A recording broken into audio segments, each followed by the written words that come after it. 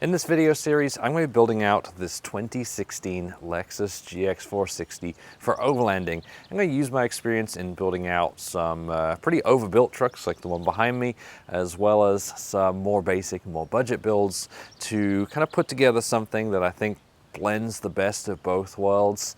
And I'm going to be building this out in the order that I think an overlanding build should be built, starting with the most important, the basics that you have to get out there, then working my way down to some luxuries and things that just kind of make life a little bit easier. While these videos will be edited and released in order of importance, you might notice some things appearing and disappearing in the background as we go. That's just because I've got to wait for lead times on various things.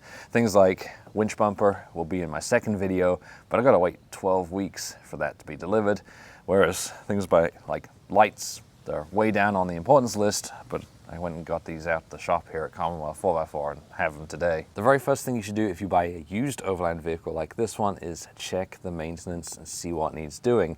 If you aren't able to check the maintenance, it's definitely worth changing things like the differential gear oil, the transfer case oil, and even do just a general oil change before taking it out on your first trip. And then it's time to start doing some modifications. And the very first thing on my list is changing the tires. These are street tires and they are stock size street tires. I'm going to be switching them out for more off-road appropriate tires, ones that are better able to resist punctures and sidewall gashes. And I'm also going to switch them out for some of the slightly oversized, that way I can air them down further. Something that often goes hand in hand with upping tire size is adding a lift, and this is going to be no different. I'm going to be doing all three at the same time, so in wheels, tires, and lift today.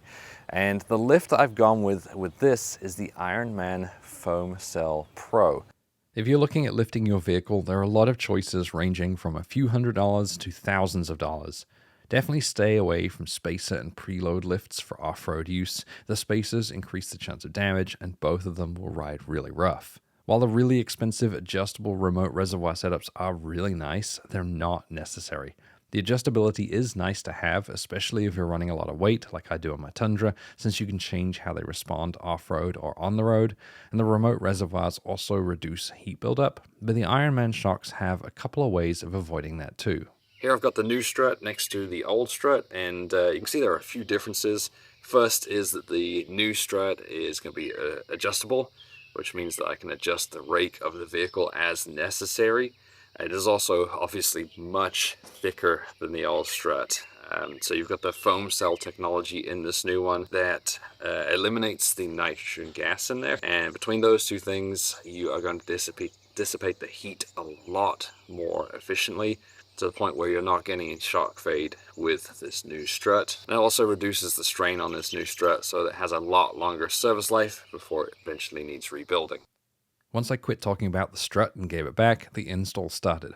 The coil that I went with was the 2.5 inches of lift with heavy load, designed for 110 to 220 pounds of additional weight. The weight isn't on there now, but it will be in a few weeks when I install the CBI covert bumper and one winch. In the back, the adjustable lower control arms and track bar went in. These allow us to adjust where the axle sits. While they're not strictly necessary, without them, the axle will typically sit slightly forward and slightly off to the right of where it should be. With the GX kit, the track bar and KDSS spacers help solve some of the problems specific to KDSS equipped vehicles. The rear springs are the 2-inch lift heavy load springs designed for over 660 pounds of additional load. I also don't have that yet, but the build will have a steel rear bumper, Princer roof rack, rooftop tent, SHW off-road draw systems, and all of the gear that we usually take on trips. Unfortunately, the Lexus GX comes with 18-inch wheels, and I'm going to be switching those out to 17-inch wheels for a couple of reasons. One of them is that 17-inch tires are easier to find, especially in the size that I'm going to be getting for this.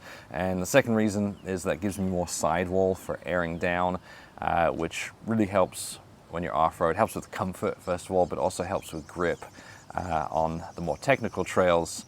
And of course, I could have bought a used 17-inch wheel. You can find 4Runner takeoffs all day long for super cheap on Facebook Marketplace, for example. But I have chosen to go with Method 702 wheels instead.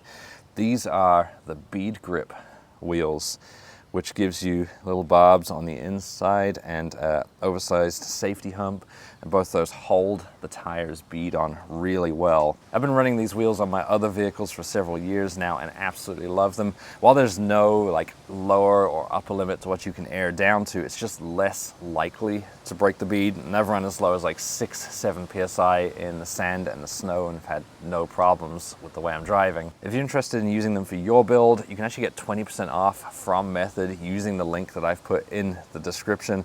That's a massive discount. It actually makes these a really good price. Bronze is one of those colors that goes with pretty much anything, and I love the look of the Method 702s, so I was excited to see it on the vehicle. And the tires that I'm going to be going with are the same ones I have here on my Tundra, which are the Nitto Recon Grapplers. When picking your tire, you need to consider the terrain that you're going to run.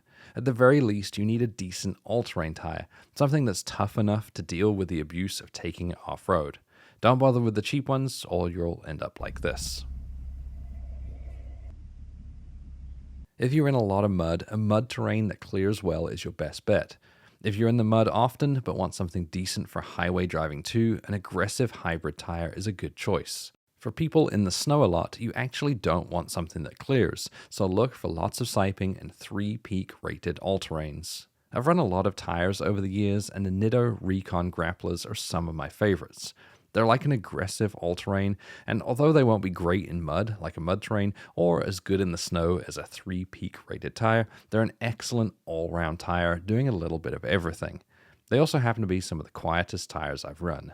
With the wheels mounted, balanced, and installed, it was time to drop the GX, take it out, and see how it looked.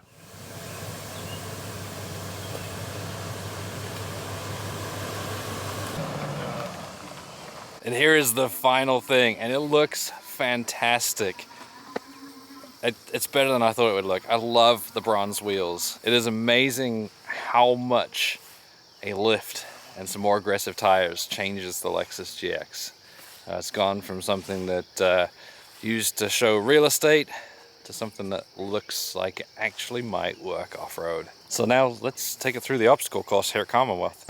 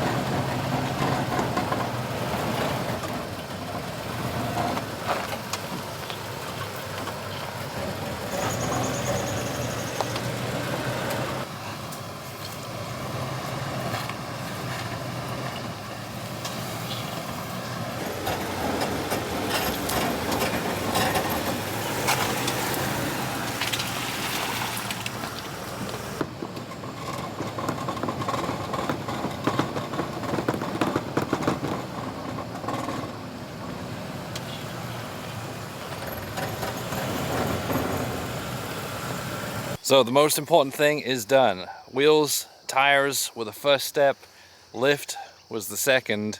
It's usable in that state, but if we want to take on any technical trails, we need some protection and something to help get us unstuck. That is going to be in the second stage. So if you enjoyed this video, make sure you subscribe to the channel. And if you want to see stage 2, well, it depends when you watch this video. It might be coming out soon, might be linked right here. Thanks for watching.